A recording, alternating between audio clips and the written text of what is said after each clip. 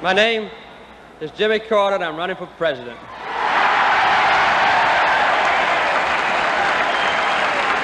According to Jimmy Carter's campaign manager, Hamilton Jordan, when Jimmy Carter held his first campaign event in Iowa in 1975, only one person attended.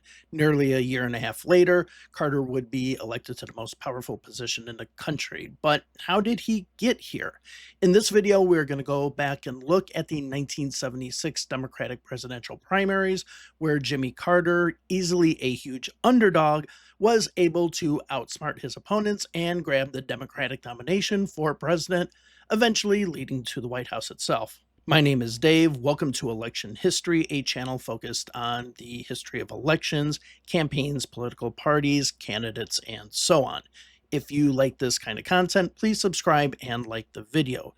You can also support the work done on this channel by joining my Patreon or becoming a member of the channel by clicking join below the video. The link to the Patreon is below in the pinned comment. Before we get into the Democratic Party primaries of 1976, let's just take a quick look at the state of the country and the Republican Party before the 1976 general election. Of course, in August of 1974, Richard Nixon resigned because of the Watergate scandal, leading to recently appointed Gerald Ford becoming president. A few days later, on September 8th, 1974, now President Ford pardoned Nixon for the crimes connected to Watergate. Ford did have a strong approval rating before the pardon when he became president at 71%, according to Gallup, but that dropped to 50% after the pardon. Still, the country was in bad shape. The economy was not good, and inflation was the highest it had been since World War II. The stock market had suffered heavily as well, losing 43% in a little less than a year. On top of that, Christian conservatism started their march toward political relevance with the recently decided Roe v. Wade decision, and busing was still a major issue, something I talked about in my video about the 1972 election. Now, since this is about Carter, I don't want to spend too much time on the Republican primaries, but suffice to say, conservatives in the party were upset, especially after Gerald Ford picked liberal Nelson Rockefeller as his vice president. The conservatives encouraged former California Governor Ronald Reagan to run, who entered the race against Ford as the conservative alternative. Both men had a tough battle, with both not having enough delegates to win the nomination outright on the first ballot at the Republican National Convention. However, when Reagan announced that Pennsylvania Senator Richard Schweikert, a moderate choice, was to be his running mate, it backfired on him. This particularly enraged Clark Reed, the chairman of the Mississippi Republican delegation, who got enough of his state's delegates to back Ford, which led to Ford's nomination. So President Ford becomes the Republican nominee in 1976. Now let's look over to the Democratic side, which is where we will be spending the rest of this video. But before we actually take a look at the candidates who ran for president, we need to take a look at the nominating process in the Democratic Party, which had changed drastically over the last 8 years. Back in 1968, the nominating process was primarily dominated by Democratic Party bosses.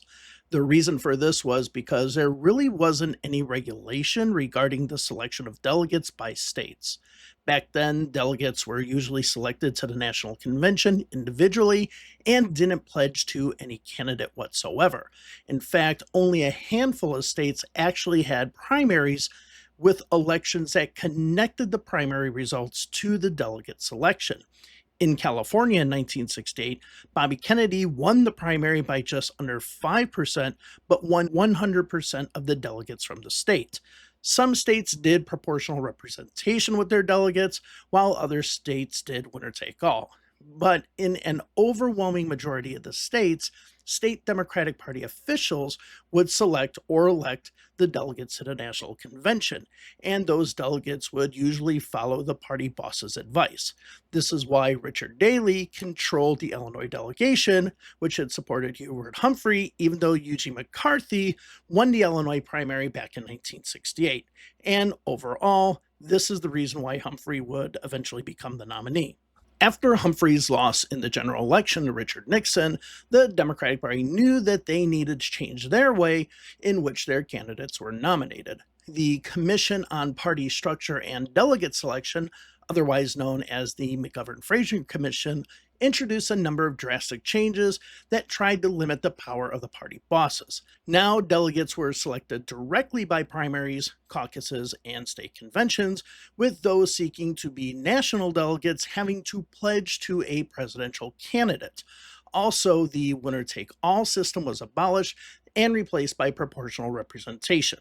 This process was to make the results resemble the will of the people, or at least the will of the Democratic voters, and not a handful of party bosses. The first time this was implemented was in 1972. I talked about the commission more in my video about George Wallace's campaign in 1972, but basically this was an entire new system for everyone. But in 1972, very few candidates knew how the nominating process now worked. They were still used to the old way of doing things, the way that it had been done for over a century. In 1972, the commission's co-chair, George McGovern, won the nomination. So I guess it's easy to know the rules when you're the one who actually wrote the rules. But in 1976, McGovern was not running for president. Instead, a number of new faces, and some old, decided to take a crack at it, since knowing how to win the Democratic Party nomination with these new rules was still quite a mystery, even 6 years after they were laid out. But let's first look at the candidates that decided not to run for the nomination for the Democratic side. Ted Kennedy was considered one of the Democratic frontrunners, but promised his mother, Rose Kennedy, that he was not going to run for president, so he didn't. Ed Muskie also decided not to run since his Senate seat was up in 1976 in Maine as well, focusing all of his efforts on retaining that Senate seat. After McGovern was wiped out in 1972, not many people had an appetite to go down that road again, so he didn't run. And finally, the last big name that didn't run was Hubert Humphrey. Back in 1972, Humphrey always said that he would serve as the nominee of the Democratic Party if there was a draft Humphrey movement to get him on the primary ballots and win delegates at the convention. He did the same in 1976 as well, saying that if there was enough support, he would run. He never officially entered the race, but was considered a possible candidate throughout the primaries. We'll talk more about that in this video. So who were the candidates on the Democratic side? First, we have Fred Harris. Harris was a former Oklahoma senator who had been quite liberal, supporting issues like busing and abortion rights. He was also chair of the Democratic National Committee from 1969 to 1970. With that, he knew how the primary system worked, as he was the DNC chair who called for the McGovern-Fraser Commission to be formed. Still, he wasn't too well known outside of Oklahoma. He announced his candidacy on January 11th, 1975, a year before the New Hampshire primary and Iowa caucuses. Next is Sargent Shriver, who was the vice presidential pick for the McGovern campaign in 1972 and was considered a throwback to the Kennedy era. Since Ted Kennedy wasn't running this time, Shriver hoped that he would be able to capture those who wanted a return to Camelot. Shriver announced later in 1975 on September 20th, but already had good organization due to his Kennedy and McGovern connections, as well as his work with the Peace Corps, getting volunteers from that organization who wanted to continue in politics. Henry Scoop Jackson, we'll call him Scoop Jackson from this point forward, was a senator from Washington state whose main focus was on foreign policy. When he entered the race, which was on February 1st, 1975, the focal point of his campaign was about U.S. relations with the Soviet Union, taking a hardline stance on dealing with the Soviets, such as being a stalwart supporter of the Vietnam War. He also talked about Middle East policy, being a staunch supporter of Israel as well. On the domestic front, he was liberal when it came to economic issues, having strong support from labor unions in previous elections as senator. But when it came to what we would call social issues, Jackson was more on the conservative side, only supporting abortion in cases where the life of the mother was at risk, opposing busing, and supporting so-called law and order issues, which I also talked about in my video about George Wallace in 1972. Another senator who had a strong foreign policy background was Frank Church, a senator from Idaho and the last Democratic senator Idaho has had up to this point of the recording. Unlike Jackson, who remained a steadfast supporter of the Vietnam War until its conclusion, Church eventually became a strong opponent of the war and introduced legislation that sought to curtail America's involvement in Vietnam. He was also head of the Church Commission, a Senate Select Committee which looked into the abuses of the three-letter agencies in the wake of Watergate. Though being an economic progressive like Scoop Jackson, he was also more socially conservative, being pro life and opposed gun control. However, he was strong on the environment, introducing a number of pieces of legislation that sought to protect the environment, a trait amongst Western Democrats. Still, by the time that Church entered the race, which was March of 1976, a number of primaries had already passed. Still, with his work on the Church Commission, he had a national profile. Another senator was Birch Bayh from Indiana. Bayh was considered a strong progressive, being strongly for women's rights, being pro-choice, and considered the father of Title IX. He also supported eliminating the Electoral College and replacing it with a national popular vote.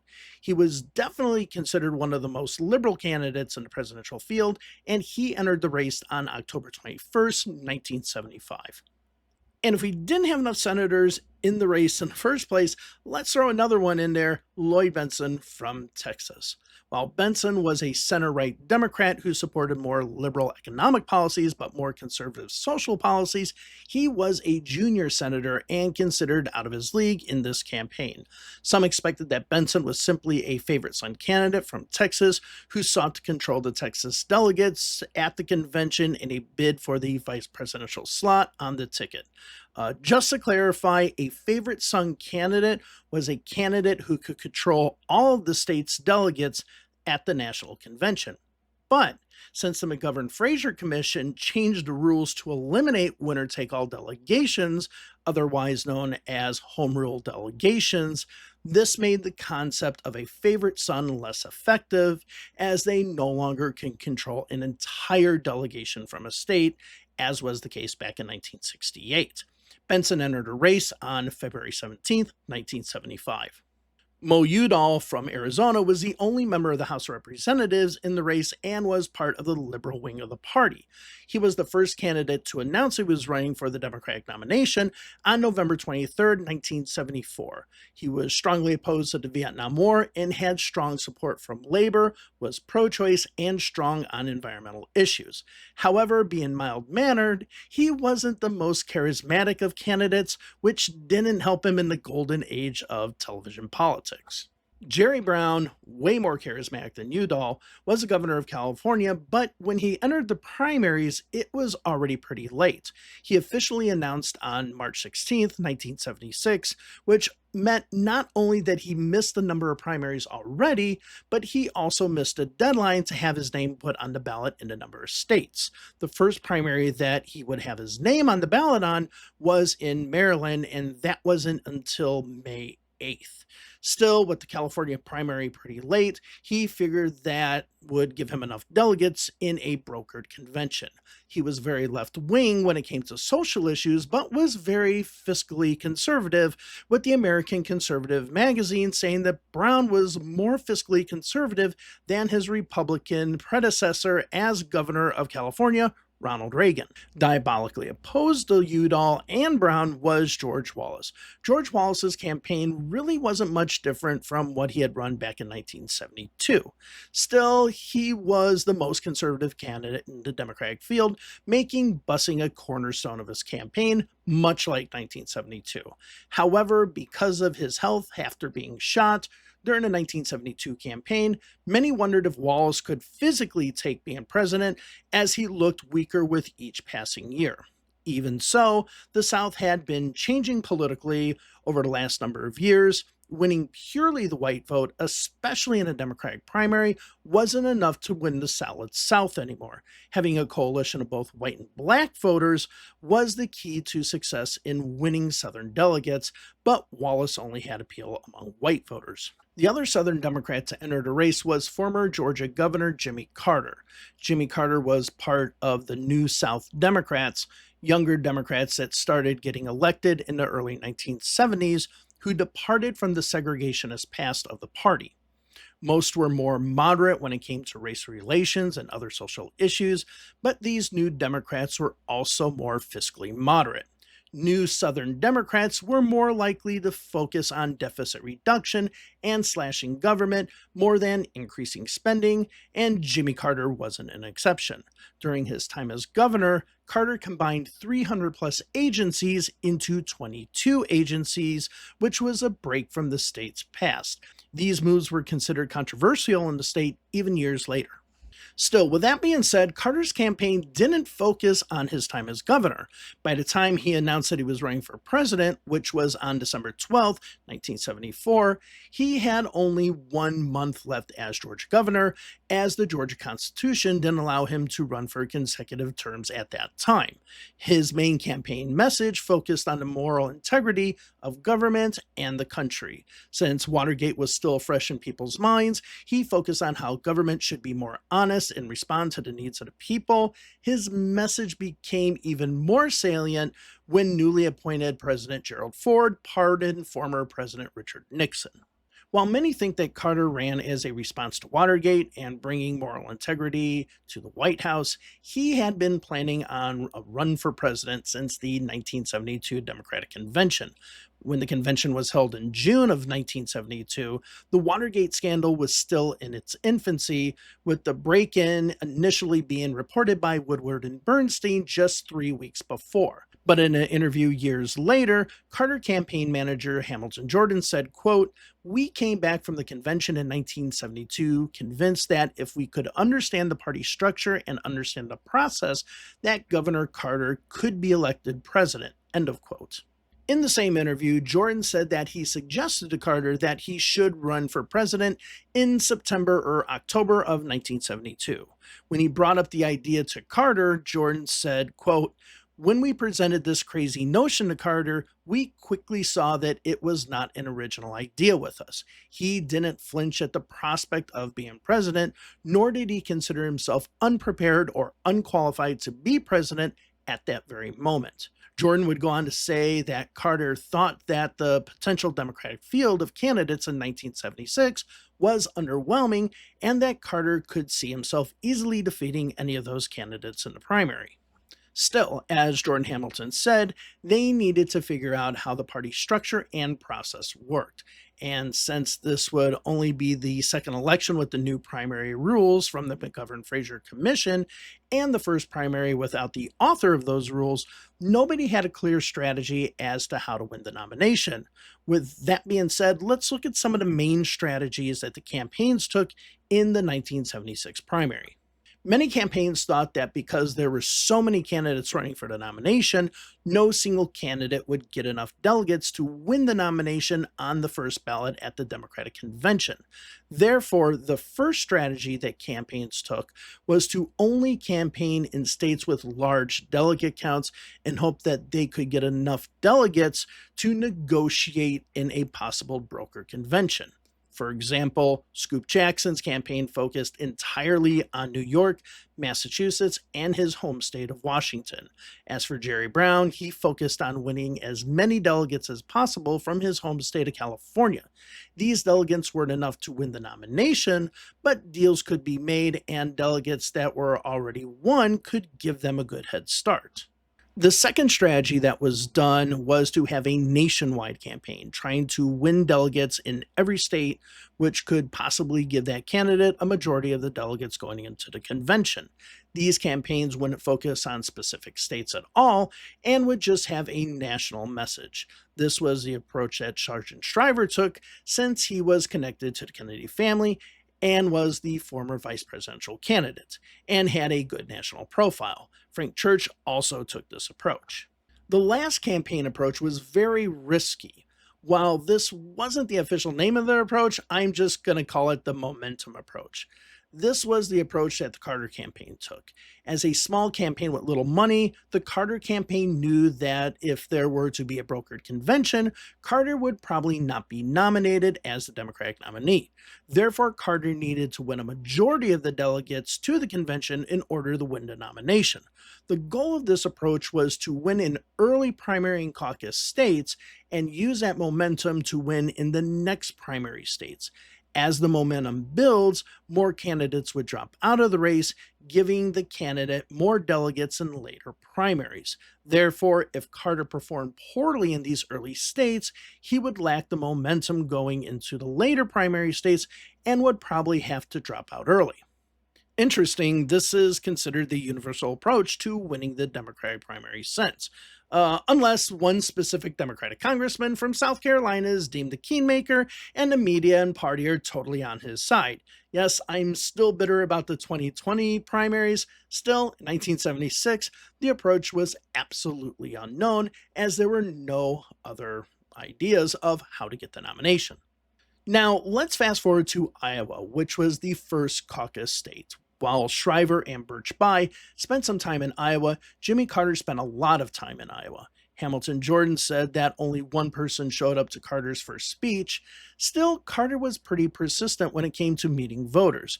Carter's style of campaigning, meeting one voter at a time, wasn't much different from what he had done in previous elections in Georgia. Therefore, his effort was a true grassroots effort. Also, with Carter being a farmer himself, it was easy for him to talk to other fellow farmers, especially on agricultural issues. One of the things that differentiated Carter from the other Democratic candidates in Iowa was his ability to understand the local issues facing Iowans. For example, in August of 1975, the Longshoresmen Union refused to load grain onto ships bound for the Soviet Union. With a lot of that grain coming from Iowa, Carter stated that he opposed what the longshoresmen were doing and felt that the grain should be loaded onto ships and sent to the Soviet Union. He also made this statement at the Iowa State Fair, where his message could reach a wider audience and an audience who could vote. As for the other candidates, they really didn't understand the local politicking in Iowa. When Birch Bayh came to Iowa, his visits were overshadowed by his strong support for abortion rights, where there were a lot of protests at his events. When Sergeant Shriver came to the state, he focused more on his experience instead of focusing on local issues.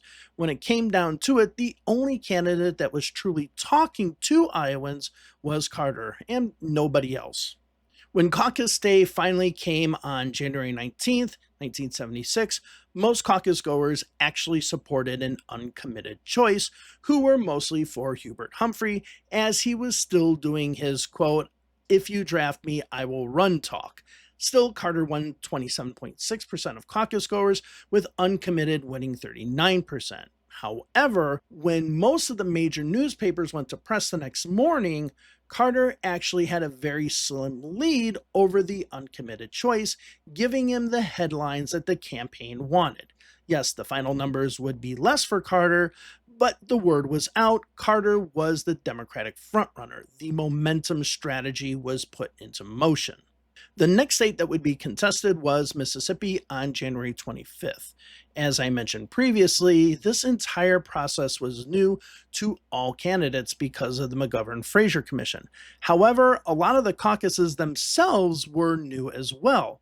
Unlike a primary where delegates were selected by direct vote through a private vote, caucuses were out in the open.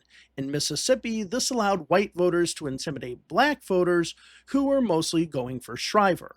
Wallace enlisted the help of the White Citizens Council, a white supremacist organization that was still quite strong in Mississippi. Still, Carter had a huge organization in the state and was expected to perform quite well. Another candidate that was expected to do well was Lloyd Bentsen, as it was reported that most of Mississippi Governor James Eastland's staff was behind Bentsen. In the end, Wallace dominated the Mississippi caucus with 44% of the vote. Carter finished a very distant second with only 14% of the vote.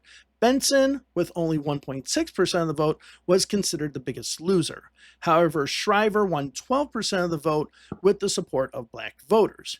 There were reports of voter intimidation by Wallace supporters, with some caucus goers getting into fights with non-Wallace supporters. There were even reports that former segregationist governor and Wallace supporter John Bell Williams was watching over the process in his precinct. Still, Carter finishing in a weak second place dealt a blow to the frontrunner status on the national level. Hamilton Jordan, Carter's campaign manager, tried to downplay the results, saying that, quote, "We didn't win, but we didn't lose anything either," end of quote. But still, the Carter campaign was right. The order in which these primaries would take place had a major impact on how the process would work. Scoop Jackson, considered one of the frontrunners, was barely being mentioned in the press, but Jimmy Carter was being talked about on a daily basis. The next state on February 8th was Oklahoma, Fred Harris's home state and the neighboring state of Senator Lloyd Bentsen. Both candidates were expected to do well in Oklahoma, but as in Iowa, uncommitted caucus goers finished first with 40% of the vote, mostly because Democratic Governor David Boren recommended that goers vote for uncommitted to give Oklahoma a stronger role at the convention. Even though it took days for the results to be tallied, Jimmy Carter won 18.41% of the delegates at the county level, with Harris only winning 16.51%, helping Carter reclaim his frontrunner status. New Hampshire was the first primary state, meaning that the vote being held was directly connected to delegate selection.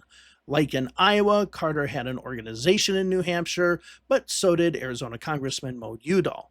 Birch Bayh also campaigned quite a bit in New Hampshire, and Sergeant Shriver, being connected to the Kennedys, was expected to perform well in New Hampshire since the Kennedys were from neighboring Massachusetts. One of the reasons why these candidates focused on New Hampshire was because the state had always been a primary and one of the earliest battlegrounds. Therefore, the New Hampshire primary was not a foreign concept, as were the other primaries and caucuses. As for the Carter campaign, they knew that New Hampshire would be pivotal to the momentum strategy. As soon as Carter made the decision to run in late 1974, Landon Butler, who had worked with Carter prior to being governor, went to New Hampshire to organize the campaign there. Once the primary day had come, the Carter campaign had already been on the ground in New Hampshire for at least a year. Therefore, Carter wasn't unknown in New Hampshire and to New Hampshire voters, and the momentum from this result in Iowa and Oklahoma further helped him. Furthermore, the Carter campaign knew that if a Southern candidate could win in New England, then it would be much easier for them to prove that Carter was electable outside of the South and could help him in other non-Southern primaries. Going into primary night, it was considered a three-way race between Carter, Udall, and Shriver. When all the votes were cast, Carter emerged as the winner with 29% of the votes, but Udall wasn't far behind with 23% of the vote. Birch Bayh actually finished third with 15% of the vote. The biggest surprise was Sergeant Shriver, who finished fifth behind Fred Harris, winning only 8.2% of the vote, slightly more than the 5.6% that voted for Hubert Humphrey as a write-in candidate. With the New Hampshire primary win, Carter reestablished himself as the Democratic frontrunner. More importantly, nobody was a clear second place to Carter. So even as early as New Hampshire, it looked as if Carter was going to be the frontrunner and the favorite for the nomination. However, he was winning primaries and caucuses with small numbers, thus looking like he might not get the majority needed to win the nomination. 1 week later, on March 2nd, the Massachusetts primary was held. This was one of the states where Scoop Jackson was to make his stand. He spent a lot of time and effort in Massachusetts, foregoing the earlier primary states. In the end, Jackson won the primary with 22.34% of the vote, but only won 30 out of the 104 delegates in the state. Interestingly, while George Wallace finished third in the popular vote, he won 21 delegates, which was more than Mo Udall, who beat Wallace by 1% in the total votes. Jimmy Carter finished fourth, but a solid fourth with 16 delegates. Still, Carter had predicted before the primary that he would win in Massachusetts, or at least come in second or third, beating Wallace.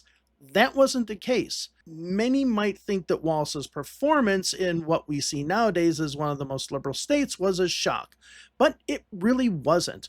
Boston, where Wallace won the most votes, was still dealing with the issue of busing, which Wallace campaigned on 4 years earlier, and heavily so. Also on March 2nd, Carter won the Vermont primary, and Jackson also won his home caucus in Washington. 1 week later, Florida would hold its primary. Back in 1972, George Wallace dominated the Florida Democratic primary, winning 41.7% of the vote and 75 of Florida's 81 delegates. If Carter could beat Wallace in what was considered Wallace's own backyard, according to the Orlando Sentinel, then he could possibly beat Wallace in other southern states. One of the problems for Wallace was that this was his fourth time running for president, and every run that Wallace had done sucked all the oxygen out of the room for other potential Southern candidates. By 1976, Wallace was seen less as a serious candidate, even being labeled as a perennial candidate. For Carter, the message was simple, which was that it was time for the South to send a president to Washington, not just a message. Scoop Jackson was the only other candidate that spent any real amount of time in Florida. For Carter, Florida was big. He had been saying that he would win in Florida, with his campaign spending over $300,000 in the state, which would be considered chump change nowadays. But the investment paid off, with Carter winning 34.5% of the vote compared to Wallace's 30.5% of the vote.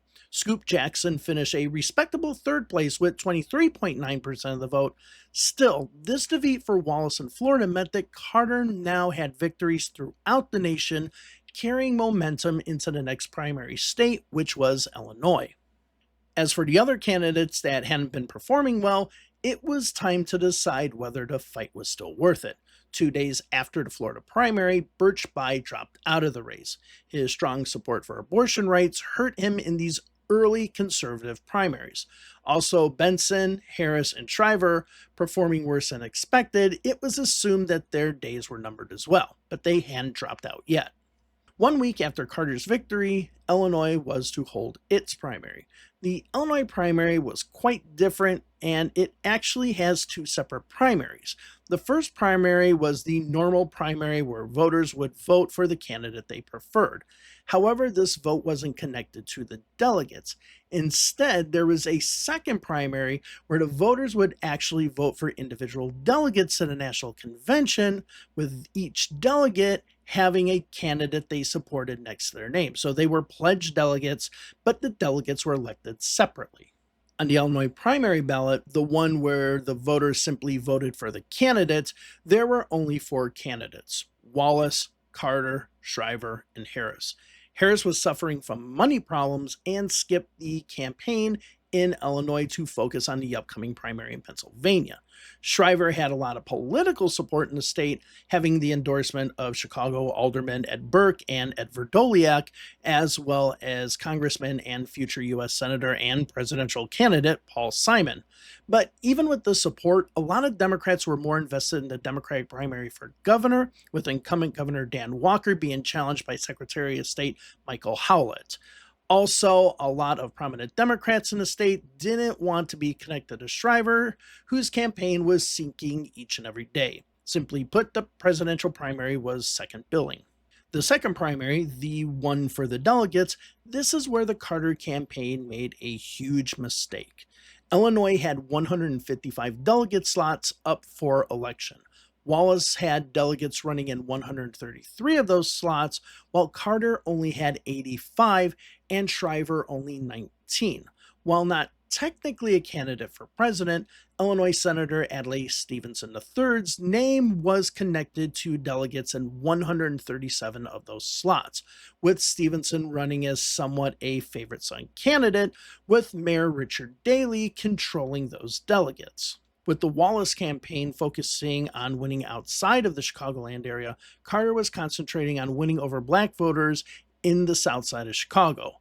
Along with moderate voters supporting Carter, many assumed that Carter would be the winner of the Illinois primary, giving him another non-Southern win.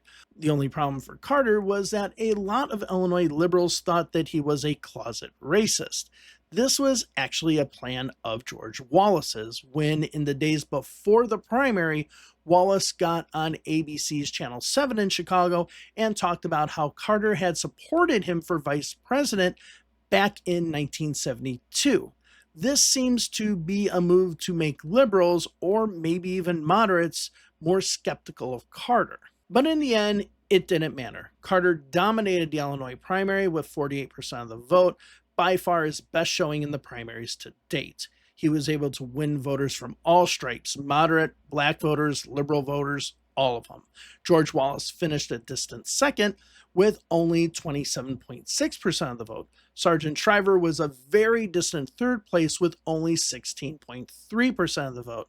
That night, Shriver announced that he was dropping out of the presidential race, giving more room to Fred Harris and Mo Udall for the liberal vote. Neither of them contested Illinois. The problem that Carter had in Illinois, however, was the lack of delegates.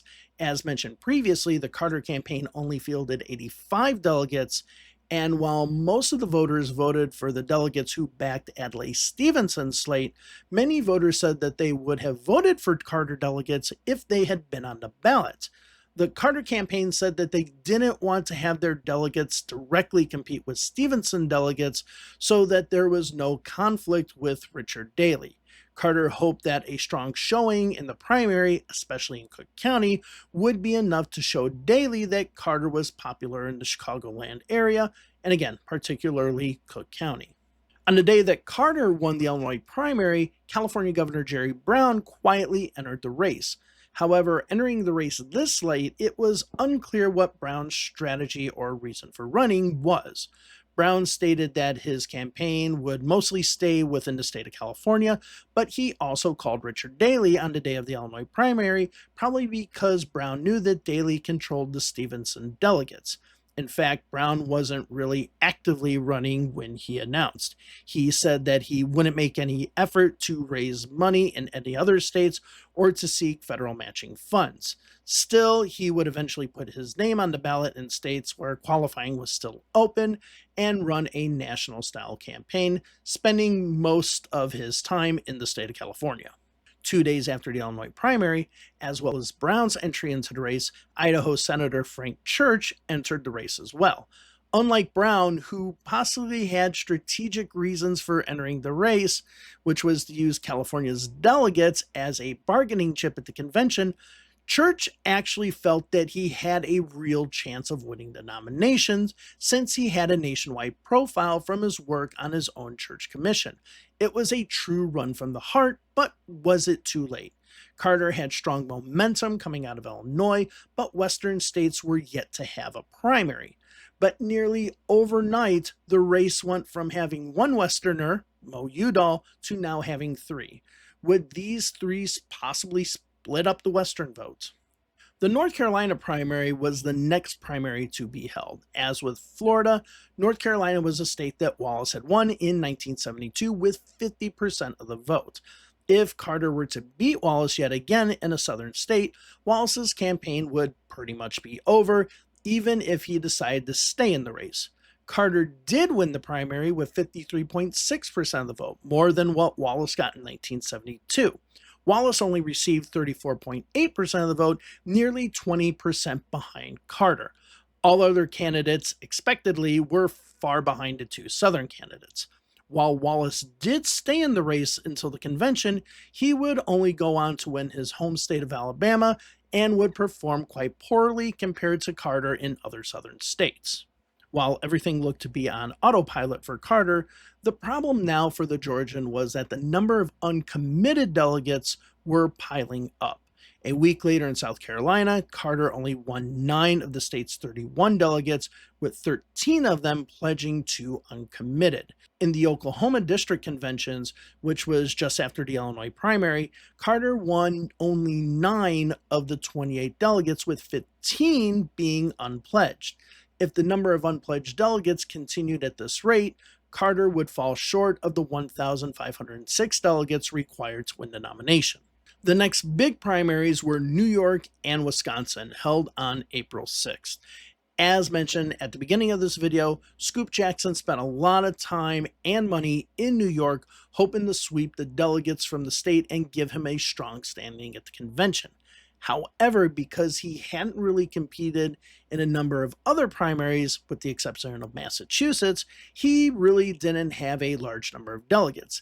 Even if he had won New York, he would be significantly behind Carter in the delegate count. Also, prior to the New York primary, Fred Harris dropped out of the race, even though his campaign ads were still running in Wisconsin, after his withdrawal. This left Mo Udall as the only true, completely liberal candidate in the race, giving him a clear path to the nomination. Udall, with no other liberal candidates in the way, boldly claimed that he was going to win the Wisconsin primary on NBC's Meet the Press the weekend before the primary. Many in the media and the press actually agreed with this assumption and assumed that he was going to win Wisconsin. In New York, Jackson did win the New York primary and won 102 of the state's delegates, but he had hoped to win around 140 of the state's 274 delegates, which was at least 51%. Putting almost all of his chips on New York had failed. Mo Udall finished second, winning 72 delegates. Jimmy Carter was a distant third, only winning 35 delegates, but this wasn't a state that he had campaigned in or been focusing on, mostly because Jackson and Udall had already invested heavily in New York, and spending time and money for Carter there would be a futile effort. But Wisconsin was quite an interesting story. Early in the night, Udall had a 22,000 vote lead out of Dane County. As a result, both ABC and NBC declared Udall the winner of the Wisconsin primary. Udall even claimed victory, and his supporters even held a victory party. But in Dewey defeats Truman fashion, Carter's numbers improved drastically, and Carter overtook Udall in the early morning hours, winning the Wisconsin primary by 1%, with Carter winning 37% to Udall's 36%. This was both good news and bad news for Carter. The good news was that Carter had another win, which was also in a state that he was expected to lose closely. Also, with Walz finishing a distant third in a state where he finished a close second 4 years previously, Walz's campaign was effectively over, making Carter the only Southern candidate with a true shot at the nomination. The bad news was that Mo Udall was starting to emerge as a possible contender against Carter now that he was able to solidify the liberal vote behind his candidacy. The question would be, would Jerry Brown impact Udall's votes in later primaries where Brown was on the ballot? Only time would tell. The next big primary was in Pennsylvania, which was held on August 27th. This is where a number of candidates decided to make their last stand. Fred Harris was one of those candidates, but he had already dropped out. Another candidate who was making his last stand here was Scoop Jackson, whose approach of only competing in certain states had absolutely backfired. Still, Jackson had the support of a number of unions in this heavily unionized state, along with the support of Philadelphia Mayor Frank Rizzo. Basically, anyone who was anyone in the Democratic Party or Labor in Pennsylvania was backing Jackson, a move that was to stop Carter's momentum. But the momentum was too strong. Carter won the primary with 37% of the vote, with most rank-and-file Labor members actually voting for Carter, according to the Philadelphia Inquirer. Jackson finished a distant second with 24.6% of the vote. Mo Udall only won 18.7% of the vote. For Scoop Jackson, this was his final primary. The money in his campaign had dried up, and no one was willing to give money to a sinking ship. Also, Carter's momentum might have also been a reason, with one of Jackson's aides saying, quote, "I think it's growing more and more remote that Carter can be stopped," end of quote. With that, on May 1st, Scoop Jackson dropped out of the presidential contest. Jackson's withdrawal from the race benefited both Carter and Church, since both were seen as more moderate than Mo Udall or Jerry Brown. Oh, and if you're keeping score right now, the candidates that are now left in the race are Jimmy Carter, Mo Udall, Jerry Brown, Frank Church, George Wallace, Ellen McCormick, who was running as a single-issue pro-life candidate who didn't have any real support, and Lloyd Benson. Well, that's until May 1st, the day of the Texas primary. In the state of Texas, a candidate can run for both president and Senate at the same time. While Benson was on the presidential primary ballot, he was also running for re-election to the U.S. Senate. Most of all of Benson's efforts were put into his Senate race. This resulted in Carter winning 47.7% of the vote in the Texas primary, picking up 92 of Texas's 98 delegates, with Benson only winning 6 delegates. Benson's strategy of running as a favorite son early in the campaign had backfired also. he was now out of the race. Luckily for Carter, a few days later, on May 4th, Georgia had its primary, with Carter winning 83.4% of the vote. But also on the same night, Indiana was holding its primary. This is where we can see Carter's momentum strategy finally paying off. As was mentioned earlier, Carter had hoped that he would gain momentum, and then that would lead to other candidates dropping out of the race. In Indiana, only Carter, Wallace, Jackson, and Shriver were on the ballot. This actually convinced Ronald Reagan, who was starting to climb back against President Gerald Ford for the Republican nomination, to ask Democrats to vote in the Republican primary for Reagan, since Indiana was an open primary state, meaning that anyone could vote in any primary, and the Democratic primary, he was saying, was essentially over with Carter winning. The strategy worked for Reagan. Carter easily won the Democratic primary with 68% of the vote, and Reagan won the Indiana primary by 2.6%, with many Democrats crossing over to vote for Reagan, according to the Indianapolis Star. Over the next few weeks, Carter would continue to win smaller primaries, caucuses, and conventions. The only primary that he lost was Nebraska. Frank Church won Nebraska, giving him his first win with 38.5% of the vote, with Carter winning 37.6%. The next major contests were the Maryland and Michigan primaries, both holding their primaries on May 18th. In 1972, this day was primarily known for the assassination attempt on George Wallace, with Wallace winning both states. That wouldn't be the case this time. Let's first start with the Maryland primary. As was mentioned previously, this was the first primary ballot in which California Governor Jerry Brown appeared. As with Jackson in Pennsylvania, Brown received a lot of support from Democratic Party officials, mainly in a move to stop Jimmy Carter. And early on, it seemed like Brown could do well in the state. In a Baltimore Sun poll on April 8th through 11th, Brown received 7% support, even though he had not campaigned in the state at all. Now, on the eve of the primary, the polls had both Brown and Carter tied, with Brown ramping up his efforts in the final days, actually spending a lot of time in the state. The Maryland primary was a resounding win for Brown. Brown won 48.5% of the vote to Carter's 37.1%. However, Carter won a majority of the delegates in the state, winning 32 of Maryland's 53 delegates. The reason for this is that even though Brown had won the primary, he didn't have any delegates pledged to him in the state. Therefore, all of that work led to 0 delegates for Brown. Mo Udall, with only 5.5% of the vote, won 7 delegates. As for Michigan, Jerry Brown wasn't on the ballot, with Carter and Udall being the two main candidates. George Wallace had also been on the ballot, but ever since the Florida defeat, he didn't get much attention in the press, making him truly look like a perennial candidate. Udall spent a lot of time in Michigan, with 10 of the last 14 days before the primary being spent in Michigan by Udall. Carter rarely spent time in Michigan, thinking that he had the state won.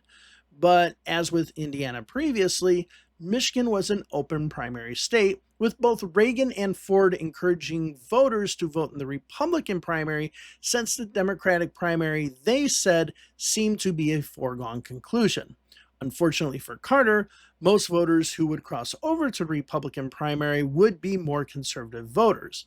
And with Carter essentially being the most moderate candidate left in the race, any defections over to the Republican primary would deeply cut into Carter's numbers. As with Carter in Iowa, Udall focused on issues that had more local importance than national issues. In the Upper Peninsula, Udall campaigned against something called Project Seafair, a proposed underground communication system that had drawn a lot of opposition from UP residents. As for Carter, he started focusing more on Ford and Reagan, acting as if he had already won the nomination. Essentially, one could argue that the Carter campaign had taken their eye off the prize just for a moment. But Udall was having his own problems in Michigan as well. Detroit Mayor Coleman Young, who was a supporter of Carter, essentially accused Udall of being a racist. Udall was a Mormon, a church at that time that still didn't allow black members of the church to either enter the temple or to obtain priesthood, though there had been multiracial officials in the church previous to 1976.